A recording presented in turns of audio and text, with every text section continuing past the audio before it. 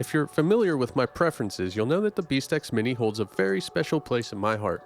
It is the first small-sized mouse I began to main, and it is what converted me from a palm claw to a fingertip grip. There are only a few changes I wanted to see with the Beast X Mini Pro, the main one being giving us the option for Omron optical switches. The other two beasts have given you a choice between mechanical and optical switches, and finally we can experience Omron opticals in the Beast X Mini with the Pro version. One of the other changes made is you now have the option for solid sides. It's definitely nice to have this option, but I'll need to get my hands on a solid sides version before I can speak on its comfort. I believe the unboxing experience is virtually identical to the original Beast X Mini. You'll get the mouse, an 8K dongle, a Nano 1K dongle, a nice braided USB cable, some PTFE skates, some grip tape, and one of WLMOUSE's fantastic carrying cases. I love these carrying cases and I've amassed quite a few of them by now.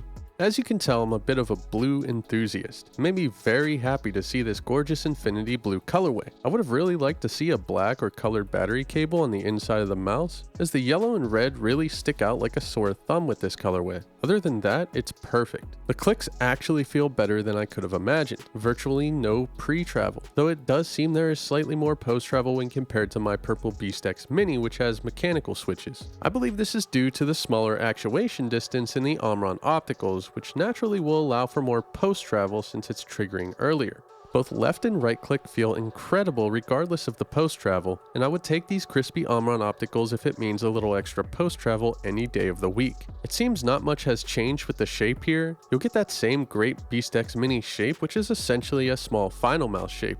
The only difference in the actual body of the mouse compared to the original Beast X Mini, as far as I can tell, is the holes are slightly smaller on the sides. The narrowed slits do feel quite nice, so I can understand why they made this change. The Beast X Mini Pro is now sporting a 3950 sensor, which is a small upgrade from the original 3395. This likely won't be a perceivable difference, but I'll take the modern sensor. This slit side version is advertised at 34 grams plus or minus 2 grams, and my unit comes in at 36.32. The solid sides version is advertised at around 36, so I imagine it will be about 38 with the stock skates on. The scroll wheel feels very light and easy to scroll. The steps feel about as light as they could be while retaining some nice scrolling feedback. Scroll click is also very light. The scroll wheel is using a TTC dustproof silver encoder. The side buttons are Omron blue dots and they feel very good. I wish more companies would adopt sharper shaped side buttons like the ones Final Mouse and WLMOUSE use. Following the theme of this mouse, the side buttons feel light, crispy, and bounce back with a lot of excitement.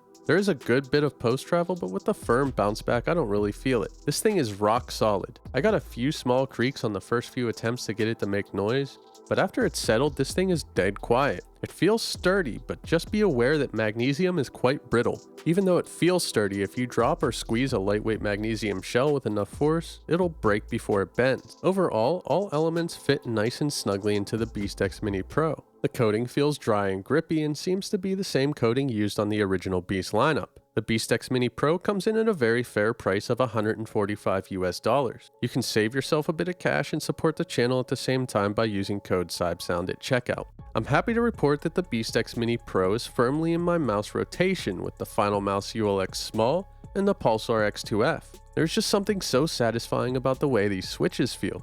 I've always loved WLMOUSE's Omron optical implementation. There's just something special about them when used with a magnesium shell. I hope WLMOUSE continues to iterate on these, and it seems like they are taking community feedback very seriously. I'd still like to get my hands on a Ying, and unfortunately the Sword X WLMOUSE sent me to review seems to have gotten lost. The Strider also looks very promising, so if you're interested, go on and head over to WLMOUSE's website, and don't forget that SibeSound will save you 2% on pretty much any product there.